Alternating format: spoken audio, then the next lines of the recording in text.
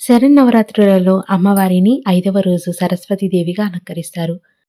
అమ్మవారికి ప్రసాదంగా దద్దోజనాన్ని నివేదన చేస్తారు. ఇప్పుడు ఈ దద్దోజనం ఎలా తయారు చేసుకోవాలో చూసేద్దామండి. ముందుగా రైస్ కుక్ చేసుకోవాలి. కుక్ చేసుకున్న రైస్‌ని మెత్తగా మ్యాష్ చేసుకొని పక్కనుంచుకోవాలి. ఇప్పుడు స్టవ్ పైన పాన్ పెట్టుకొని ఇందులో ఆయిల్‌ని యాడ్ చేసుకోవాలి.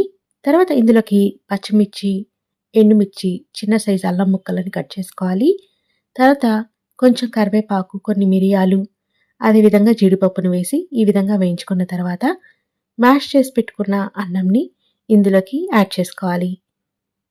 తర్వాత రుచికి సరిపడా సాల్ట్‌ని వేసుకొని ఇప్పుడు ఇందులోకి కాచి చల్లార్చిన పాలను వేసుకొని అదేవిధంగా చిక్కటి ఫ్రెష్ పెరుగుని కూడా యాడ్ చేసుకొని ఒకసారి బాగా మిక్స్ చేసి ఫైనల్‌గా కొత్తిమీర తరుగు, అదేవిధంగా కొంచెం ఇంగువను వేసుకొని మిక్స్ చేసుకొని దేవుడికి నివేదన చేయడమే. అంతే అండి, కమ్మటి దద్దోజనం రెడీ.